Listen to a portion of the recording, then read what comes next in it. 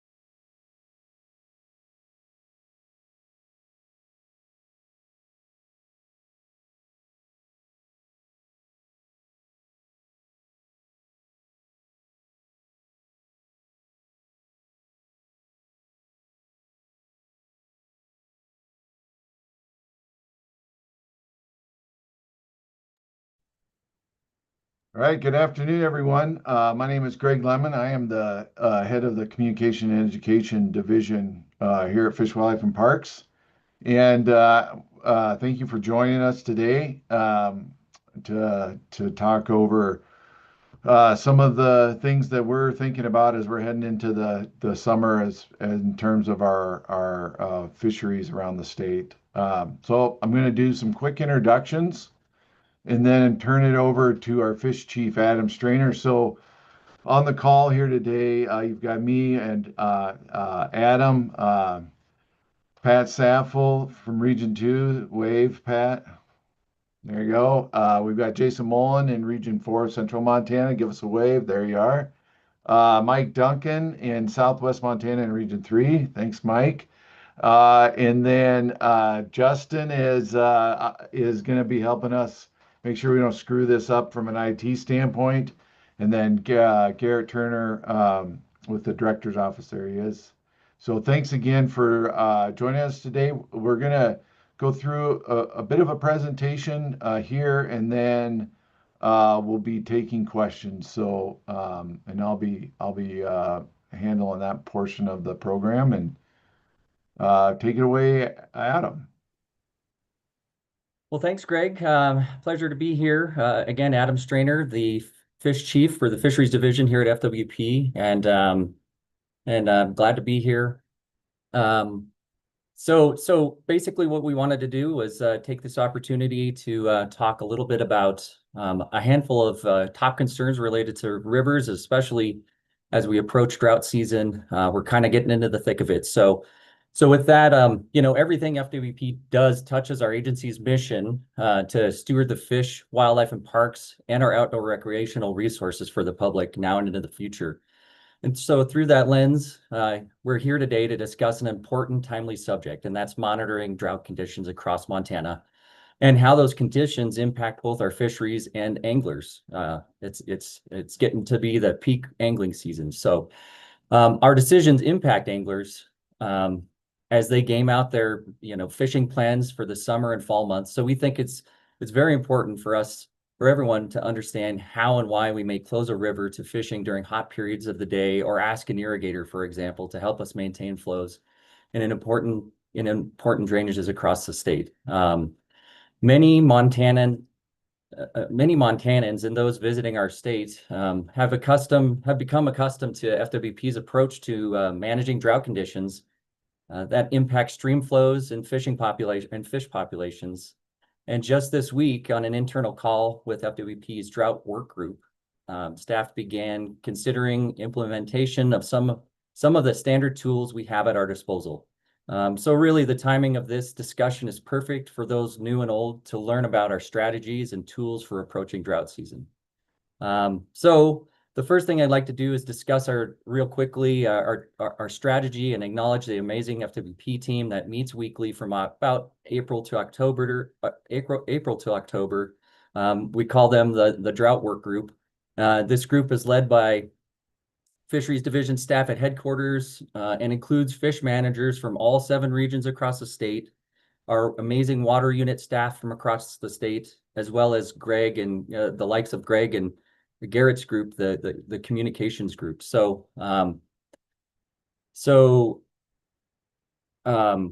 As we all collectively come together, we provide updates and forecasts for stream flows and weather to game plan in accordance with our angling restriction and fishing closure criteria, applying standard tools like hoot owl restrictions, water body closures, or when to make FWP calls on our water rights to protect fish populations or maintain or enhance stream flows. And most importantly, they also plan out how to best communicate things like restrictions or closures to anglers in the most responsive manner possible, like through press releases at our website. I'd like to briefly talk about the tools before I pass the mic to our 3 fish managers to discuss some of our rivers of top concern related to drought in Montana. So first, generally, we consider placing restrictions or closures on a river or stream if water temperatures exceed 73 degrees Fahrenheit for 3 consecutive days. Now, that said, there are exceptions to this strategy, things like Waters that have native species like cut trout or bull trout, that temperature threshold moves down to 68 degrees Fahrenheit. And that's when a restriction or closure would go into place. Another consideration we might make is things like extreme angling pressure on the likes of places like the Missouri or the Bighorn rivers. If we're getting close to thresholds and there's a pile of fishing pressure, we can implement restrictions or closures in that vein. The next strategy, our next hoot owl restrictions are probably the most common tool you'll see once thresholds are met. Hoot owl restrictions still allow angling. That's really important because a lot of folks sometimes view any restriction or closure as purely a closure. But hoot owl restrictions still allow angling, but only until 2 p.m. This tool provides protection to fish populations by removing angling-related stress to fish during the warmest time of the day. Closures are typically tied to, now I'll move into closures. Closures are typically tied to water body specific drought management plans, like the Big Hole Watershed Drought Management Plan, and are based on flow criteria. So when flows reach X cubic feet per second, the water body is closed to angling. Or a closure can go into place when conditions become near extreme or extreme. And the last thing, kind of one of our core pillars I wanted to touch on in relation to drought management is FWP owns a number of water rights across Montana aimed at maintaining in-stream flow at levels necessary to maintain healthy fisheries. In some cases, FWP may make call or ask for water to return to the stream when flows reach these critical thresholds. So collectively, these tools position FWP, our partners, and anglers, in a good place to ensure we continue to meet the critical pillar of our mission to steward the fish, wildlife, and parks, and outdoor recreation and resources for the public now and into the future. With that, I would like to now pass that on to the Missoula Area Fisheries Manager in FWP Region 2, Pat Saffel, to talk about a river of top concern in his area and how he and his staff stay on top of all the drought concerns likely to impact water bodies in his area. Pat? Thanks, Adam. At this time of year, we're really focused on water flows. Of course, water is important to fish, and it's also reflecting snowmelt and snowpack conditions. And so while water temperatures will become more of an issue in the future, we're really concentrating on that. What's the river flows right now? And that's kind of the template for kind of giving us a prognosis for what the summer might bring. And if I start in the Upper Clark Fork, and I'll throw the Blackfoot in with the Upper Clark Fork because they're actually very similar. And there's a number of ways to characterize flows in rivers, and I've chosen one.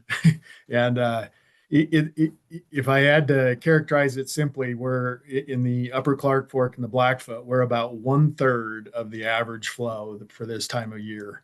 And things are still shaking out as we're on the tail end of snowmelt, but we've recently had some warm days and flows didn't bump up and temperatures didn't decrease, which suggests to me that we're nearing the end of snowmelt in those two basins. So like I said, 1/3 of average. So another way to put that is it's almost like it's mid-July in an average year. So what that means to us as far as a prognosis is our warmest times in rivers in an average year is roughly the third week in July to the third week in August. So if it's like mid-July now, then we're going to be possibly talking about hoot owl restrictions in the coming weeks. And so it's a bit alarming. It's early, and so just be aware of that. It's for the Bitterroot River, I'll just throw that in real quick. It's better in the Bitterroot, but it's still below average. I would say we're about 2/3 of average in the Bitterroot, and it's more like it's in a normal or average water year. It's more like late June, early July for the Bitterroot. And like Adam said, we do have tools at our exposure that we can use other than just hoot owl restrictions. and that includes the water management. In the Bitterroot, we have storage water in Painted Rocks Reservoir in Lake Como that we own, and we can release that as needed for fishery health. And we set up a water management plan for the year in the latter part of June. And then we do have water rights in the Blackfoot and the Clark Fork as well that we'll be watching and possibly be using. I did want to mention that we have several criteria in Region 2, the western part of the state. For rainbow trout and brown trout, it's 73 degrees for 3 consecutive days. For cutthroat, it's 66 degrees for 3 consecutive days. And for bull trout, it's 60 degrees. And then on top of that, we work with the Blackfoot Challenge, and they have a local drought plan, and their criteria is 71 for 3 consecutive days. So it's a hodgepodge there, a little confusing, but I just want you to be aware that there are different criteria for different fisheries and places. And those places are further outlined in our statewide management plan on how those apply. So that's a good reference.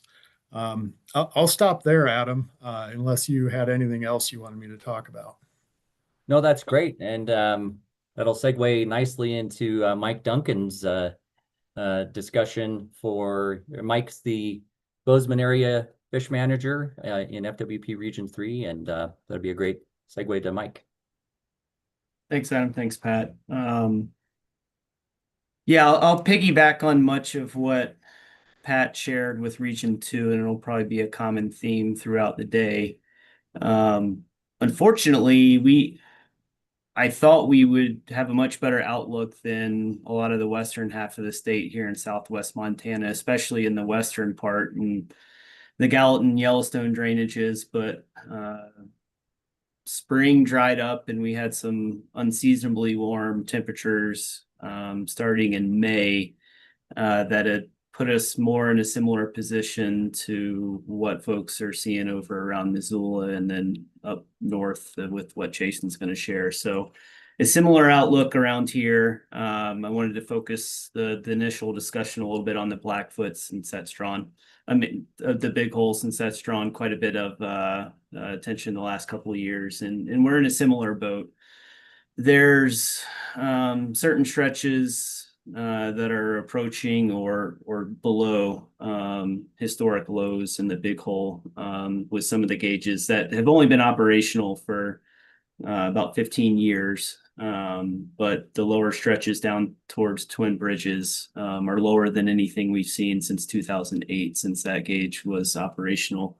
But upstream of there, we're well below the 25th percentile of what we typically see this time of year, with water temperatures up around Wisdom starting to creep up into the 70s, where, as Pat mentioned, we'd start to see hoot owl restrictions start to come in play much earlier than we'd expect on a normal year. Similar to what Pat and staff over on the Blackfoot have to work with, there's a drought plan on the Big Hole, as Adam mentioned earlier, that is developed by the Big Hole Watershed Committee, which is a group of folks in the community over there that have worked with our staff and the DNRC to help develop flow criteria that would trigger a couple different actions. The first of which is a phone tree with water users and commercial anglers and other stakeholders in the area to just make folks aware that flows conditions aren't looking favorable for the Big Hole, and to start initiating voluntary conservation efforts as far as water use goes. And then that starts to step up as flows approach the flow criteria that the Watershed Committee has developed that would ultimately trigger angling closures. So that's a tool specific to the Big Hole that's gained widespread support in the community over there with the water users and many of our other partners over there that we can use on the Big Hole, whereas we rely on more general criteria for flow on other rivers in southwestern Montana and across the state for flow-based criteria. So I just wanted to provide an example of where things stand over on the Big Hole. Our staff initiated with the DNRC and Big Hole Watershed Committee that first threshold in early May to try to make folks aware and work on conservation efforts. And then as things continue to drop with spring runoff coming to a quick end, we'll continue to work with water users on where we can find conservation measures to keep as much water as we can in the river. But the Big Hole is fairly indicative of what we're seeing across Region 3. Even the Gallatin, Yellowstone, lower parts of the Madison drainages, which were sitting above median average snowpack earlier this winter. We're seeing flows that are relatively low for this time of year. And I've started to kind of reference 2021 as being the most recent exceptionally bad year, kind of as a frame of reference for folks. And most of our sections are below the flows we saw just a couple of years ago in 2021, which is probably fresh in folks' minds. So, you know, we can probably expect, unless things change, we're supposed to get some rain and some cooler temperatures over the next couple days. So hopefully that'll buy us some time. But it's shaping up to be probably a similar year to 2021. Based on what we've got to work with right now. I guess with that, maybe we can head up north to Jason's country. Yeah, perfect. Thank you. So Jason Mullen is the Region 4 Fisheries Manager based out of Great Falls, and take it away, Jason. Yeah, thank you. Region 4 is, in a pretty similar shape to what we just heard in Region 2 and Region 3. I'm going to take a little bit different approach and focus on the Rocky Mountain front, where we're seeing some of our worst conditions. Looking at the U.S. Drought Monitor, Rocky Mountain front's already in severe drought conditions, whereas the rest of Region 4 is kind of in moderate drought or abnormally dry conditions. So few streams and reservoirs along that area, just kind of as indicators of the general conditions along the Rocky Mountain front. Starting in the south on the Dearborn River, normally a really popular float this time of year when flows are normally high. Currently, we're at 63 CFS. That's the lowest on record, 55 years of data. Lower than the prior low was in 2000, which is kind of a memorable drought year for some people. And we're more than half below what we saw in 2000. So really poor conditions there on the Dearborn. Sun River is in a similar situation. Sun River has a very heavy irrigation demand. The Sun River at Sims, as of yesterday, was about 107 CFS. The median flow, kind of the normal flow for this time of year, is about 1,400 CFS. So very low flows there. Starting up, looking at the reservoirs at the head of the drainage, Gibson Reservoir is about 71% full. It didn't fill, and it was about 17 feet from full when it was at its max. It's already being drawn down. You may have seen an article that came out last week. It was this is the second year in a row that Gibson Reservoir didn't fill. And that's the first time, or the second time that that's happened on record. The last time was in the 1940s. And then Willow Creek Reservoir, another reservoir within that system, very popular rainbow trout fishery. That's 65% full and decreasing now. It's about, at its max, it was about 8 feet from full. And it's expected to be drawn down to similar levels to what it was last year, which is lower than normal. But that's going to be several weeks earlier than normal, so probably by mid-July. And then moving north to the Marias River, The Marias has been in a period of drought for several years now. Current flow is about 412 CFS below Tiber Dam. Normal flow again this time of year is about 1100 CFS. And releases have been between 400 and 500 CFS since October 2022. So this is the third consecutive year of not having any really spring runoff, just because of the significance of the drought in that basin. Tiber Reservoir is 82% full. It's not expected to fill. It's expected to be about 9 feet below full pool at its highest, and probably will start dropping soon. So in general, rivers and reservoirs along the Rocky Mountain front are in really poor condition. This is obviously not good for the fisheries. It's not good for trout recruitment in the rivers that we hear a lot about, but also in the reservoirs that we don't talk about as much. It's it's not good for recruitment of our juvenile fish in the reservoirs either. Do want to note, most of these boat ramps kind of at these reservoirs are accessible now, but you should probably expect that as we go through the summer, many of the reservoirs, the boat ramps will no longer be accessible. I guess real briefly, kind of in the rest of the region, Smith River and Belt Creek, kind of in the Little Belts, that was our example of where we were doing really well. We had really good snowpack, really good spring flows. And just in the last week or so, they've really dropped where we're now below those median normal levels in both the Smith and Belt Creek. And then lastly, on the Missouri River below Holter, we really had no significant runoff flow below Holter. I think at its max, it was about 5,700 CFS or 5,900 CFS. Normal max is about 14,000 CFS. And the releases from Canyon Ferry have been dropped as of, I believe, last Friday to 4,100 CFS. So that's kind of our minimum recommended level that we like to see in the river. Based on Bureau of Reclamation's June operating plan, the most likely scenario is that Canyon Ferry will still fill and be able to maintain that 4,100 CFS level. But under the worst case scenario or the worst plan, flows could drop below that too. I think that's probably it on my end.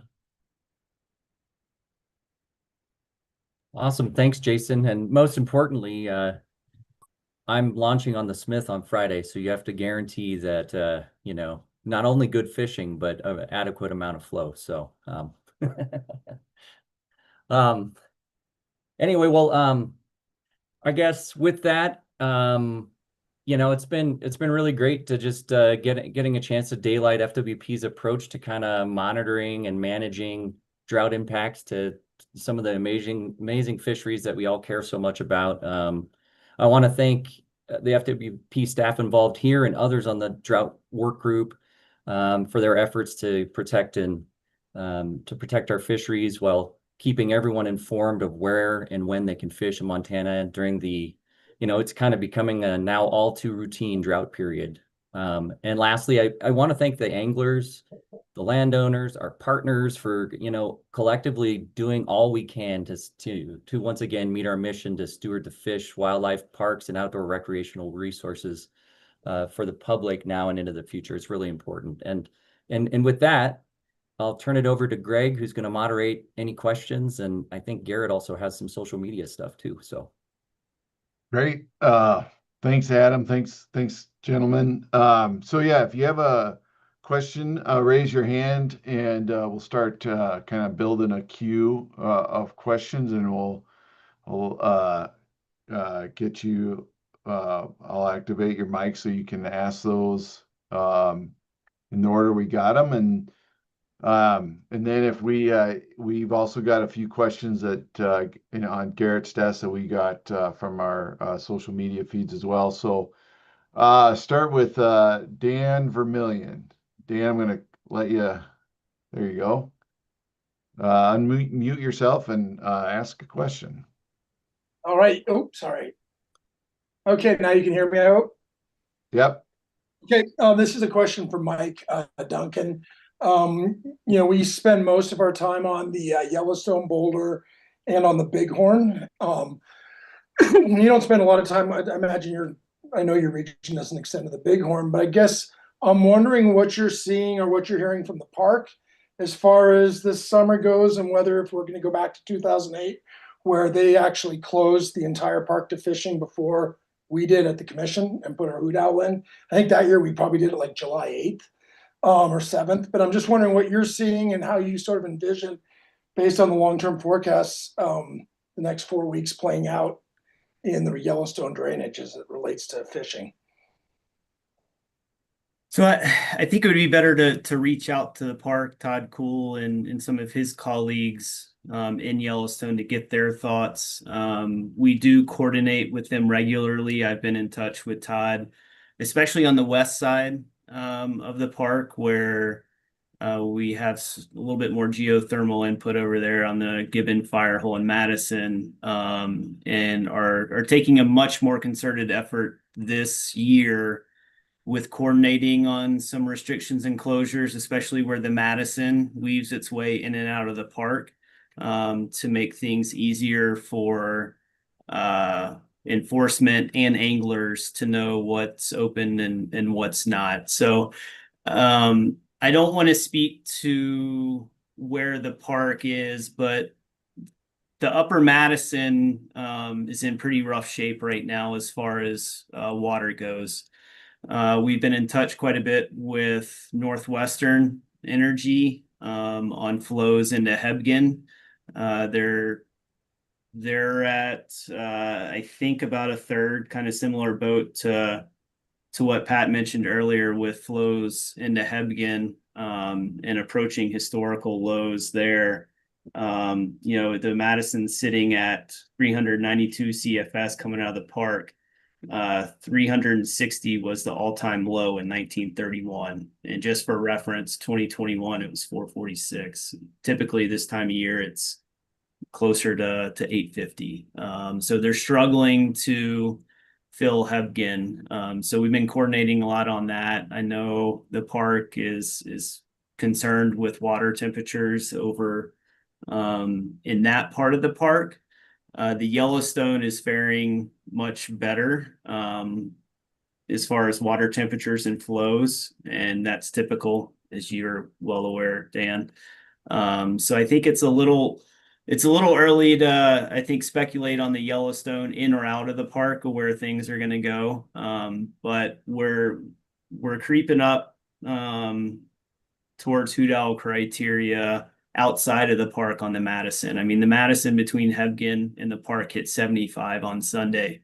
Luckily, we got some cloud cover yesterday and things dropped back down into the 60s, but the upper Madison's getting pretty warm above Hebgen. So it wouldn't surprise me if, like Pat said, in the next couple of weeks, we start considering hoot owl criteria for that part of the world, but I still think we're a ways out for the Yellowstone.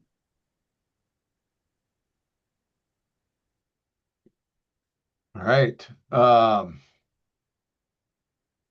Craig Eggers, can unmute yourself and ask your question.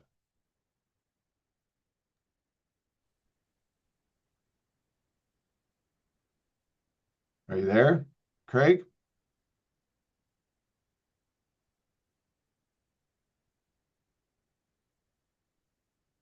Can you hear us? Shoot, we're can't hear you. I'll send you back and raise your hand again if you got your audio figured out. Okay, moving along. Amanda Eggert.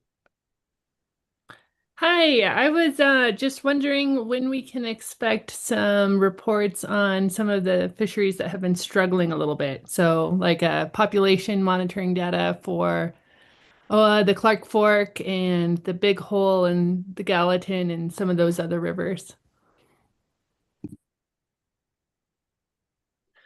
I think it seems appropriate. Mr. Saffel and then Mr. Duncan might have some internal information about that. Yeah, so yeah, I heard the Clark Fork. That's me. So we did surveys this spring. I guess I think your question was, when do we expect updates? We can provide that update upon request. I don't have that off the top of my head, but yeah, more than willing to share that however you'd like, probably in another venue. Yeah, that would be great. But if there's anything that kind of comes top to mind from looking at, any trends that you're seeing, anything that is worth Right. highlighting. Right. Okay. So the Clark Fork's a big river, but I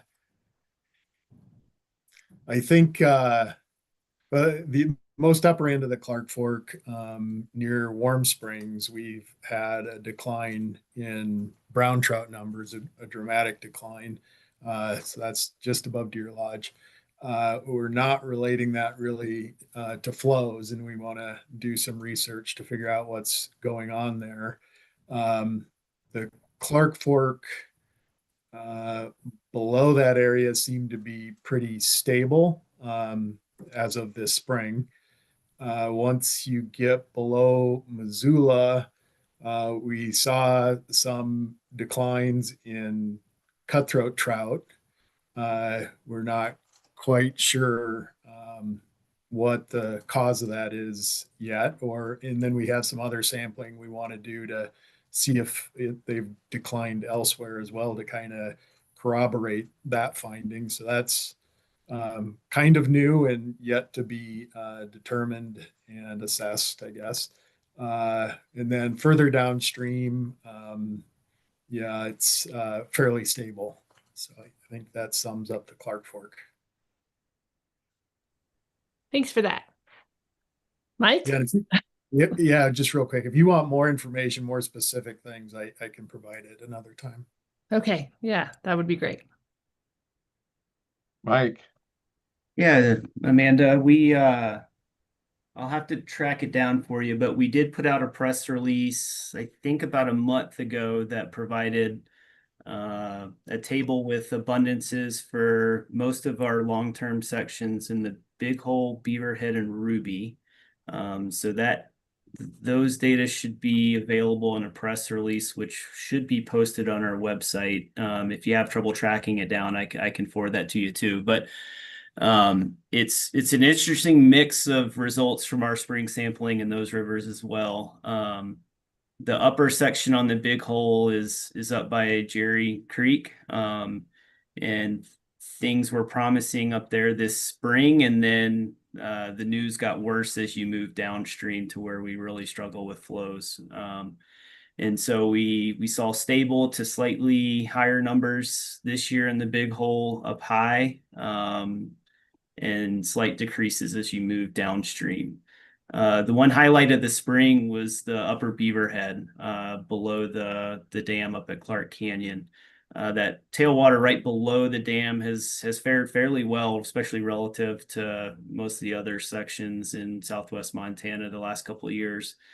But even downstream, numbers rebounded really well. And so our staff over there, Matt Yeager, the biologist on the Beaverhead and Ruby, has done a really good job working with dam operators and users over there, especially with winter flows, to get as much as we can in the winter when they start to dial things back to start storing water for the following year. So the Beaverhead has been a good ray of sunshine this year. Unfortunately, the Ruby is still near historic lows as far as brown trout abundances go over there. So still struggling to get that to rebound. We also produce an annual report for Northwestern on the Madison, and that can be found online. If you Google 2188 report for Northwestern, they post our reports on their webpage each year, and that provides data from the Madison River. So we've got two sections in the upper Madison, which again have been doing fairly well and pretty consistent over the last few decades. But the lower Madison, below Ennis Reservoir, where you think of all the tubing and recreational floating down there, has been struggling about the last 10 years or so.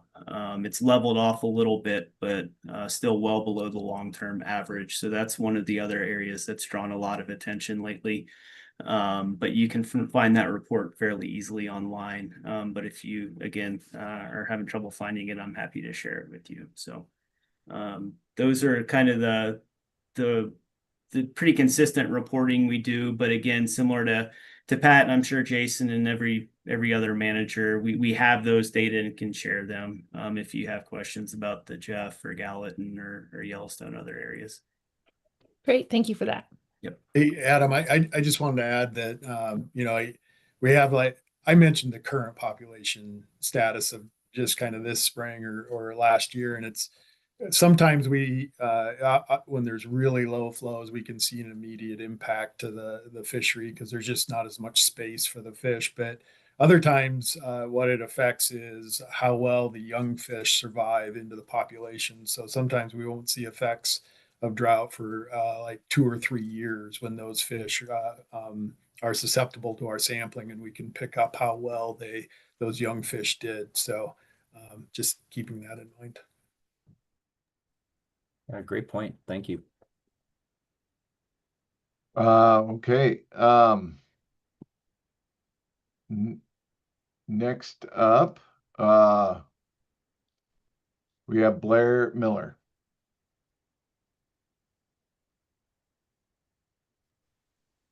All right, hi guys, it's Blair Miller with Lee Newspapers. I'm just kind of wondering, you know, as we're doing this pretty early here in the summer, obviously fishing and is a good domestic draw, but also a tourist draw. I'm wondering how you guys are kind of considering the messaging when we're this early, of not wanting to necessarily freak people out for the whole summer, but also be sort of safe from a biological standpoint. Adam, you want to take this one? Perfect. Yeah, thanks, Blair. I think that's a really important component to everything we do. We don't really approach this topic any differently from a Montana angler versus a non-resident angler. And so the important piece here, and that's why we double down on involving our ComEd division in our work group process on a weekly basis, is so that we can hit that mark when and where we need to run press releases, how active we engage our website and maintain everything that is pertinent to right now, so that when a person begins looking at their calendar and they're flying in from New England and they're going to go on the Madison, they have, hey, I leave on Friday. When I touch down in Bozeman, where can I and can I not go? That's an important piece of this entire thing. And if we didn't have our entire team working all those different angles, it wouldn't be possible for us to get the most clear message to any angler who's coming to Montana, whether it's you and I who live here or anybody across the country. So yeah, we take that into consideration. And really, more pointedly, we try to preempt a lot of this with some outreach up front, saying, hey, and we've done that this year already. We've reached out and said, hey, it's drought season. Be prepared. You guys know the drill. Hoot owls and closures are coming. And we're doing everything we can through that lens, especially in these really, really extreme drought years. Like, you know, I'm not trying to be too rosy here. It's going to be a rough one this summer. So, Adam, can I add a little bit to that? You bet.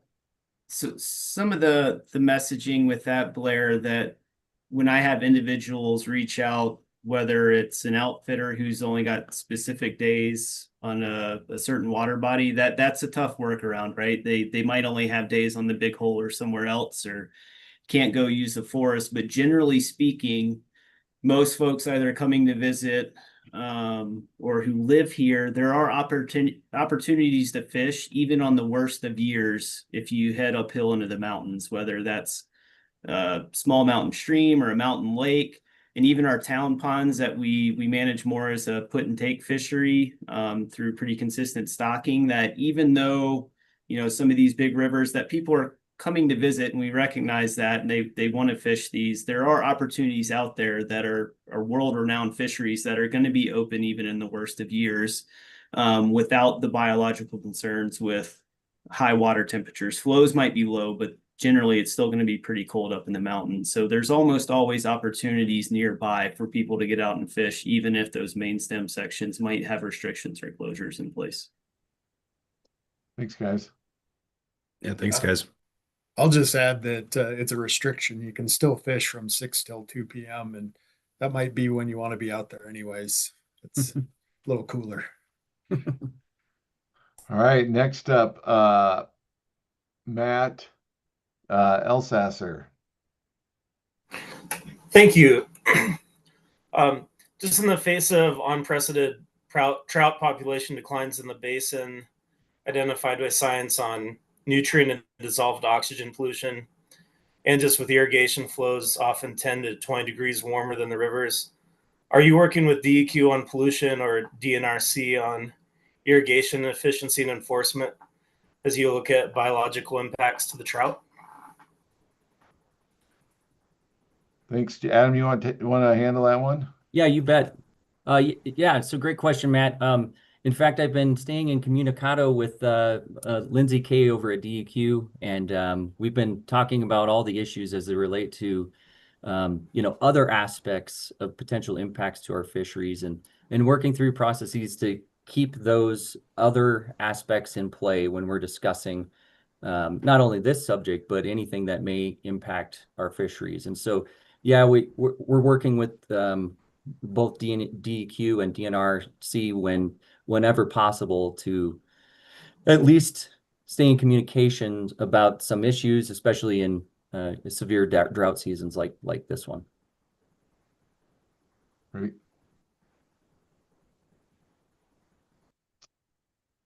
Okay. DJ Bauer.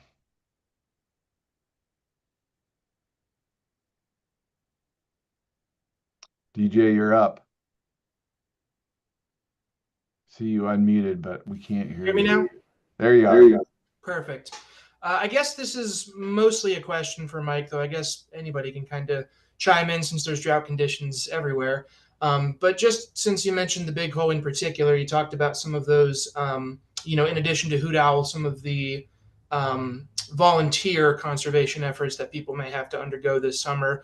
What do you expect some of those to look like, whether it's, just fishing / angling less or less recreation, things like that? What in particular would you be looking at?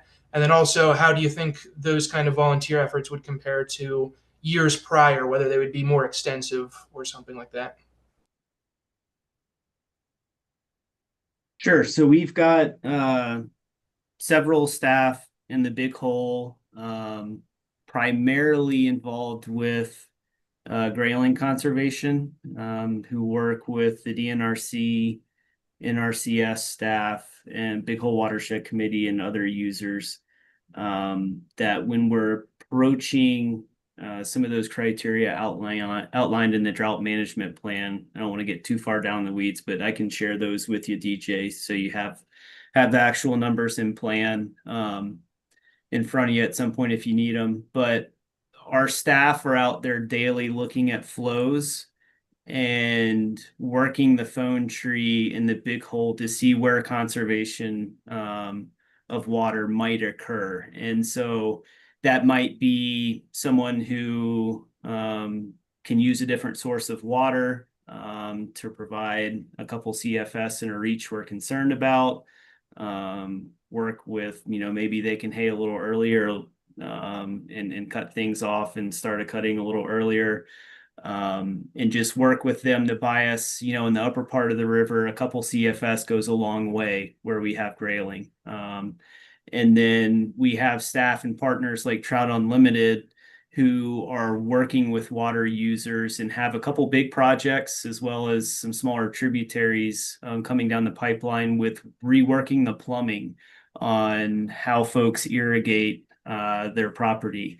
And so traditionally, a lot of those folks have used cold water from tributaries, whether it's the Wise River or some streams around Wisdom, where we can work with them on pumping hot water from the Big Hole and leave that cold water in the tributaries. And one that not only improves water temperatures in the main stem, it also keeps those tributaries wet, which is important rearing habitat for juvenile fish that ultimately make their way out to the main stem. So we have projects like that that we've got coming down the pipeline in the next couple of years, where we're actively working to improve conditions on the ground for long-term projects like that. So we're hitting it from every angle that we can, and just making small improvements with opportunities that pop up. Thanks, Mike. Okay. Josh Bergen. Can you hear me? Yeah, you're a little quiet. Oh, yeah, stupid computer. I'll lean into it. Another question on the big hole. My son and I floated there in April, happened to notice that there's a new golf course going in, and they were running full sprinklers in April, which is earlier than the typical irrigation season. So I'm just wondering if there's any concerns about this new golf course on the lower big hole at a place that's seeing low flows already, especially being that they're irrigating so early in the year, and if it's being monitored and if there's anything that can be done to mitigate impacts. So the monitoring would be a question for the DNRC. They're responsible for enforcing any water rights. I do know they went through the appropriate channels when they acquired that property and constructed the golf course, that they have the water rights they need to irrigate when they need for that. So they're legally using their water. And like anyone else, we'll work with them on ways they can be most efficient. Similarly to what we do over in Three Forks with the golf course over there, and some of their practices, both with water, nutrients, and that kind of thing. We'll work with anyone who's willing. So it's a legal water use, and we try to work within the sideboards that we have with the law and DNRC. And do what we can. Thanks. Yep. Okay, Tristan Scott. Hey all, thanks a lot for taking the time to address concerns that may impact fisheries and recreation angling opportunities so proactively, especially since it seems like some degree of restrictions are likely this summer. I really appreciate all the valuable expertise represented on this call, except I haven't heard anything from Region 1, which is where I'm at. Can you give us a sense of what's happening in the Flathead? Last fall, the Fish and Wildlife Commission adopted new angling regulations aimed at conserving native trout populations in some sections of the Flathead. And given what we're gearing up for, I'm wondering whether there's any new information about the health of those fisheries, specifically West Slope cutthroat and bull trout fisheries in the South Fork. Is there anybody on the horn today that's prepared to talk about Region 1? Hey, Tristan, thanks for the question. So I did get a chance in preparation for this meeting to really talk to Mike Hensler, the fish manager up in Region 1. And, the one thing that we really wanted to highlight for folks about Region 1 was the unprecedented hoot owl closure that occurred on the North Fork. And keeping with the spirit of, the connections to drought, specifically for this call, that's something that we have on our radar, and all things right now are leading right towards that same scenario, where we're potentially looking at putting in restrictions on the North Fork, which, when you think about the broader landscape of places in Montana that thermally at least could withstand most situations in perpetuity, now that we're starting to see impacts to fisheries where water temps are at 70 plus degrees in areas like that, we're keeping a very close eye on things throughout the state. And I do apologize for not having more staff available today. The intent of this meeting was to kind of highlight and daylight our process through the drought work group, and just kind of really talk about a few of the top concerns. And so we wanted to keep this group pretty small and pointed. I'm more than happy to, after this call, sit down with you and the Region 1 fish manager and discuss your concerns. So please reach out and we'll get in touch and sit down and chat through all your questions with the Region 1 fish manager. Thank you. All right, let's, Garrett, I think you've got a couple of questions from our social media feed. Yeah. What is being done to assess pressure on tailwaters? Oh, great question. Thanks for that, Garrett. So angling pressure has been a mainstay topic with the fisheries division dating back to the 1980s. Every other year, we do angling pressure surveys where we quantify the number of angler days on particular water body stretches throughout an entire license year. And so our license year falls between March 1 all the way back around to February, the end of February. We send out, this is actually kind of a good update. Over the past couple of years, we've really changed our strategy for how we've targeted anglers to participate in this pressure survey. And I think it's really a nod to our staff to bring it into a contemporary space. Historically, we've done a mail out survey where you received a postcard, you find your water body, list the number of days fished, and you mail that back to us. Obviously, it's the 21st century, so we've moved a lot of that to where we're in the final year of comparing that traditional survey versus a new online resource. And so it's really important for us to evaluate how we've done things, see if we can make it better, and actually still make that program a priority. With that said, we still keep a handle on the typical range of 3 to 4 million angler days across the state of Montana, and we do that every other year, mostly on odd years. Great. Thanks, Adam. Okay, Ray Stout, you've got your hand raised. Hello. Yeah. Do you have anything about the Kootenai River? Of course, we have the Lake Koocanusa-Libby Dam over here. Adam, Thanks, Ray. Unfortunately, today I don't have the specific information related to that particular water body. But again, like with the other caller, Ray, if you could get us your contact information, I'm more than happy to sit down or facilitate a conversation between you and Mike Hensler, the Region 1 fish manager, to get you that valuable information.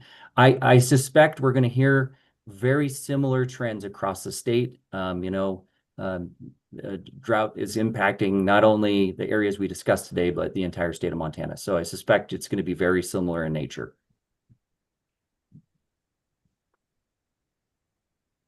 All right, so we've got some hands up of folks that have already asked a question, so I'll bring you back on. And if you have, we just got a new one that hasn't spoken. Mike Geary, just in the nick of time. You can hear me? You might have to speak up just a little bit. Yeah, can you hear me? You're a little quiet. Well, I'll yell. Okay. Well, I think this is a full-blown crisis that continues. I think drought implies it's a temporary condition. I've been an outfitter on the Smith for 40 years. I see increased drought every year. In fact, I can't really remember anymore a series of wet years. I think that happened in the 90s.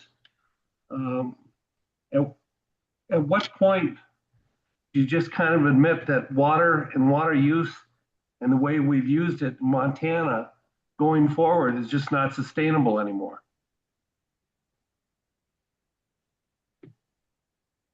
Yeah, yeah, great question, Mike, and a pointed one, and I appreciate that.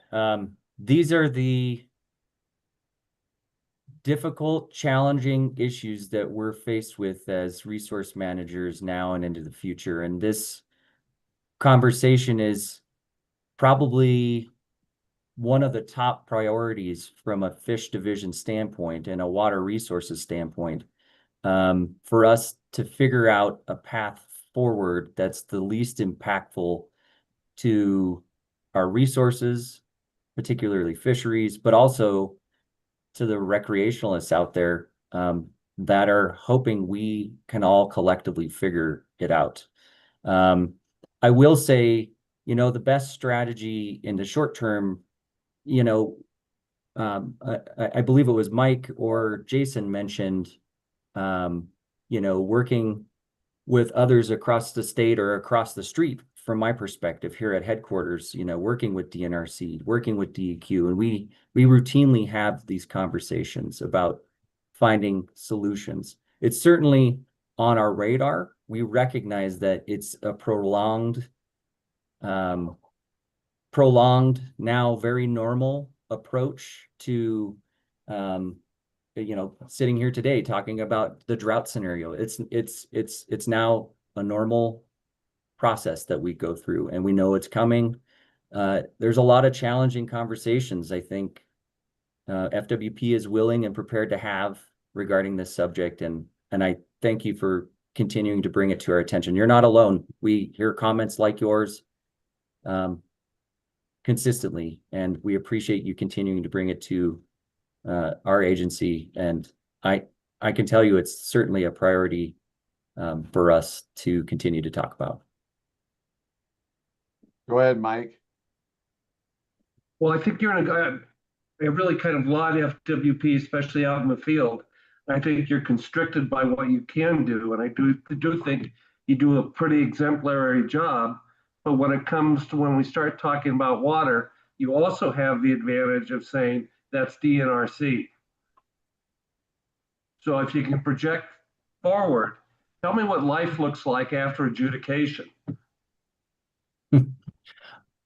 Mike, this is where I wish I had our water staff on this call, part of the work group. As it's a really difficult conversation. It's a priority of ours to figure out a solution to this ongoing problem of maintaining in-stream flow that is the least impactful to our fisheries resources. And we continue to have the conversations with our partners across the street, other agencies, and a lot of folks in the NGO world too. And I think that the notion that we're continuing to have those conversations to come up with solutions, because you're right when you say nothing's changing in the near term here unless we get back into a wet period. And I think that will likely be the exception, not the rule. So we'll continue to have those conversations and work on it for constituents like yourself. All right, thanks. Okay, Paul Sidaway. Paul, have you unmute yourself?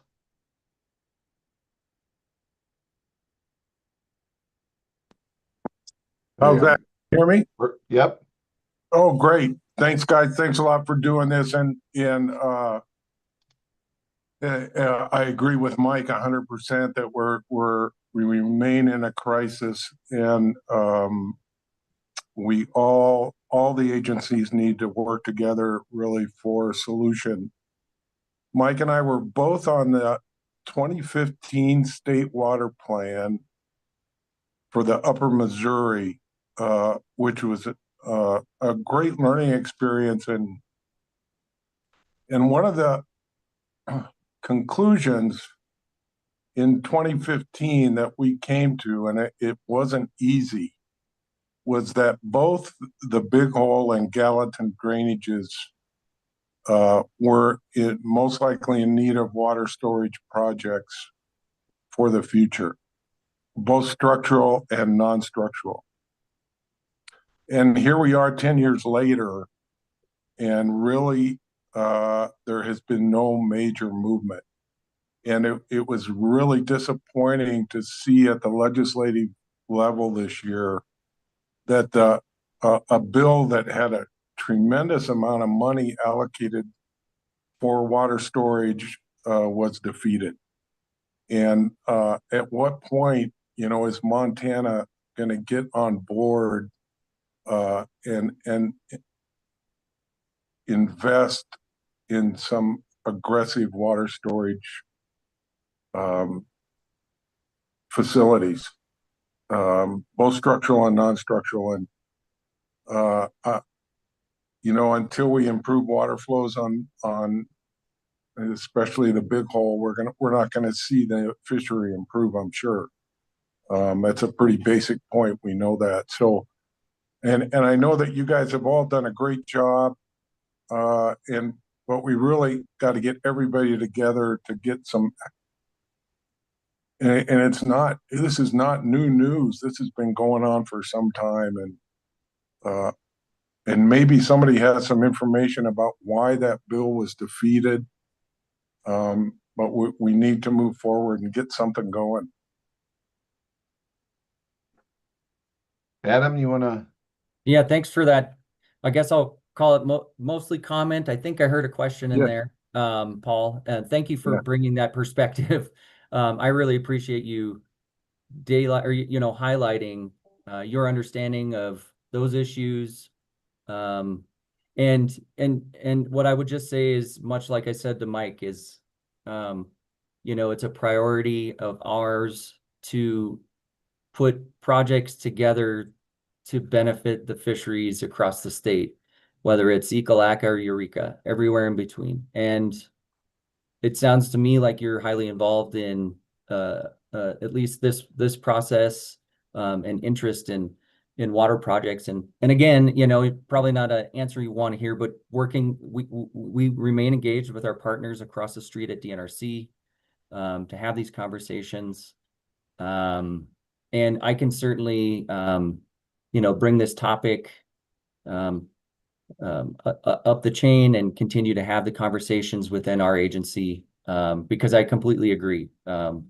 There's going to be some very challenging conversations coming our way. And there are solutions to certain things, although, where our agency plays a role in developing those solutions is one thing, but we just need to recognize, maintaining patience, keeping our eye on the prize, and knowing that it's still a priority to keep water and the amount necessary in drainages moving forward. And so I applaud you for continuing to push the message to think through this important issue. So thank you. Thanks, Adam. Matt, do you have your hand up? Do you have another question? Oh, yeah, I didn't realize it was still, but just with this situation, is there going to be consideration of a stronger hoot owl? So could you clarify by stronger hoot owl? I'm just curious, Matt. Thanks for the question. Oh, sure. I mean, I guess just for this, it was mentioned for the cutthroat, the lower temperature, but I mean, obviously for some of these species, they're going to do better even below, at 68 degrees or something. But as far as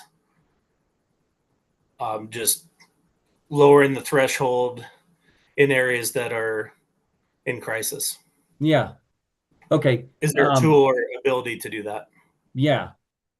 Well, so we've evaluated our threshold criteria a number of times over the years, and I realized that, probably as things persist, when you start to use 20 or 30-year periods to evaluate things, the bar's continually moving down. What I can tell you is right now, internally, where we stand with the criteria we've developed, that's the best available science. And we consistently, routinely hear from folks like yourself that say, hey, maybe the state should take a lower threshold into consideration. And for those native species, we really do lean heavily on that. But right now, we feel comfortable in most drainages with that 73 threshold for things like rainbow trout or species like rainbow trout and brown trout. and we're going to continue, at least in the short term, to use those thresholds. I would like to mention, and I think I mentioned a couple instances, there are other things that factor in, things like pressure, for example, and in areas we all know, like, water issues aside, probably one of the biggest issues our agency is going to be facing over the next decade plus is the increased amount of use on everything, whether it's anglers, recreators. That's going to be one of the most challenging things that we face as an agency moving forward, and this is one of those things. And so I think, again, leaning on the best available science is where we're at with hoot owl restrictions, and if needed in certain situations, we have the ability to put in restrictions or closures outside the bounds of our criteria. So, yeah. All right. We're coming to the end. Dan, you've got another question? Excuse me, this question for Mike. Back, I think it was in 2008, whenever the earliest I can remember doing hoot owls on the Yellowstone, I think it was in 2008, it might have been 2007, but one of the things we were looking at early in the season, early in the potential hoot owl, was that we had met the threshold for the flows as far as flow levels coming out of the park, but because of the Yellowstone Lake and a lot of those cold water tributaries up in the park, our temperatures were staying really, in the low 60s, mid 60s. We weren't hitting that 23.1. And I just wondered how you guys, or how the commission, or how the department is looking at a situation where you still have consistently pretty low temperatures due to thermal refuge waters that are coming in, what have you, but have flow levels that are going to that would technically trip the hoot owl regulations on the Yellowstone. Yeah, so this is a topic Pat and I and some others have talked a lot about, with the intentions and intended purposes between hoot owl restrictions, which are temperature based for the most part, versus closures, flow based closures. The temperature thresholds, as Adam mentioned, are scientifically based biological criteria that threaten and affect catch and release mortality at certain criteria for each species. Whereas the drought criteria, flow-based, it can limit movement of fish seeking refuge or movement for other reasons. A lot of that comes from long-term effects with recruitment. So you can think of temperatures as, it certainly affects juvenile fish. But assuming that temperatures are at reasonable levels, where we see the drought effects is typically several years down the line, when those juvenile fish born that year, the year before, start to recruit to the fishery. And so it's a delayed effect, a lot of times independent of fishing. And so I won't speak for what others may propose or pursue, but as long as we can maintain flows that provide reasonable ability for a fish to move, seek refuge, and that kind of thing, and water temperatures, are still down in the 60s. I think we're comfortable with fishing in those conditions. It's the acute stress related to those higher water temperatures because of angling, when we want to enact those restrictions, or if flows get so low that it's leaving fish vulnerable to inability to move, avoid predators, disturbance, that kind of thing. But it is something that we've discussed. There's certain criteria and management plans, like the Jefferson and Big Hole. Otherwise, we look at that 5th percentile when things get really bad, or angler displacement, back in 2021 when we start considering when I think is actually the last time the Yellowstone hit hoot owl criteria. And then we started to look at, how that was going to affect fishing on the Madison and Missouri, with those being really the only two options east of the divide outside of the Bighorn, to where folks had to go fish. So that was a very long-winded answer that I'm not sure answered your question. So feel free to nudge me in the correct direction.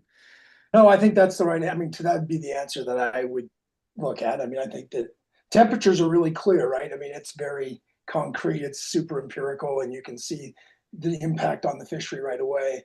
The flow impacts when you have low temperatures. That's where it gets kind of tricky for somebody making the decision whether to put hoot owl into effect. And the Yellowstone in particular, especially up in Paradise Valley, makes that kind of tough. So when that day comes, which I fear it will be in the next couple of weeks, we'll be watching and trying to give our input. Thanks. Yeah, and it's something we've talked about, and I don't want to speak for Pat and folks west of the divide, but they look at those confluences and they've got restrictions in place and take a closer look at some of those important areas, especially for bull trout.